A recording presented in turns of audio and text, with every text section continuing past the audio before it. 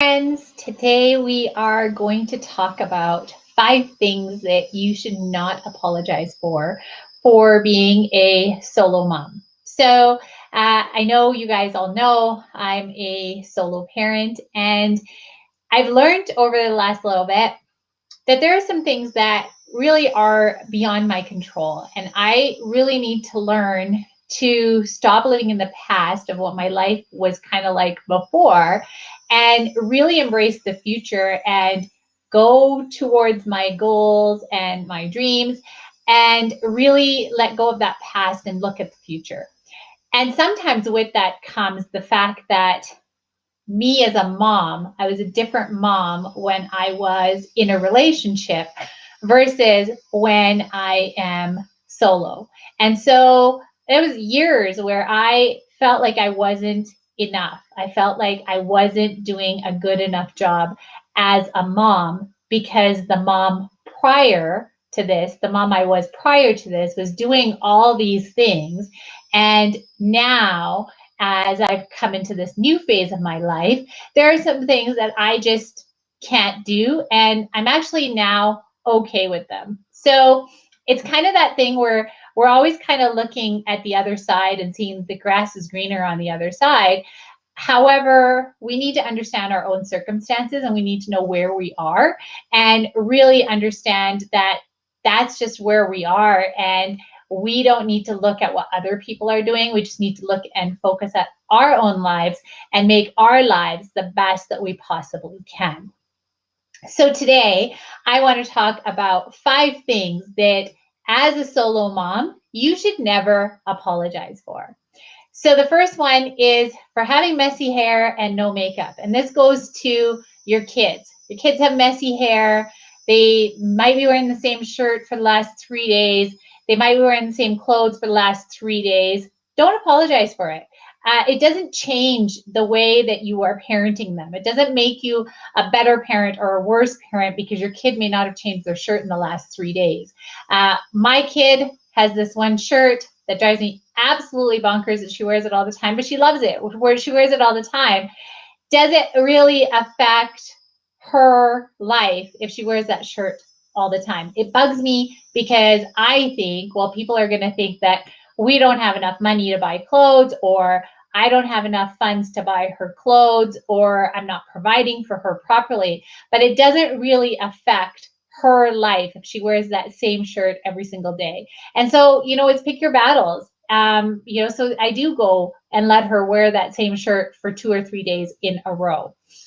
Number 2 is having a messy house. I used to apologize when people came over to my house and if my house was messy, and I've stopped doing that. We live in our house. That's what it's there for. It's for us to live, and especially right now with us being in the house so much more, it's going to get lived in, and it probably will not be clean all the time. And I'm okay with it. And if you're coming over to my house and my house is messy, you got to be okay with it. Number 3 is making homemade dinners, and I know there's talks about eating at home and having home cooked meals, and I'm a big advocate for that. But if that's something that doesn't fit for you and your child, don't make yourself feel guilty about it.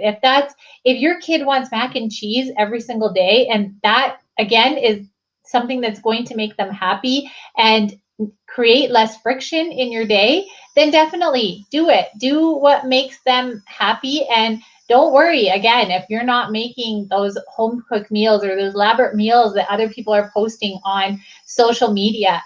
Do what works for you, and don't let all that other noise and garbage really stress you out.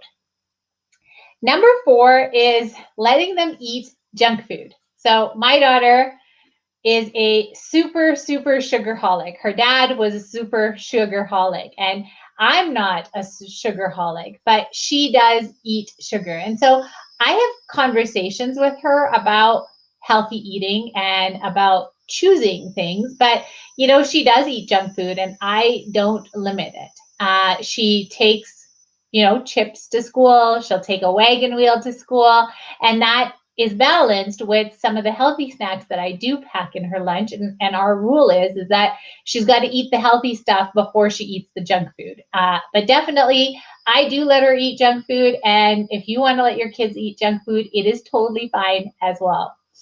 And number 5 is being okay with the fact that sometimes being a solo parent is just hard, and just coming to terms with that is what it is, and it is hard. And it's okay if you don't love your child every single moment of every single day, and it's okay for you to want a break, and it's okay for you to want to take some time away, and it's okay for you to hide in the bathroom and take a few minutes to yourself. Just know that it is going to be hard, and it is okay for everything for you to expect that and be okay with it. So I hope you guys enjoyed these tips. And if you want to get in on more tips, then you need to join my challenge group. I will drop the link in my comments. I do have a special free 5-day challenge jumpstart coming up in a couple of weeks. So make sure you join the group, because that is where all the gold is going to be. I hope you guys have a wonderful day.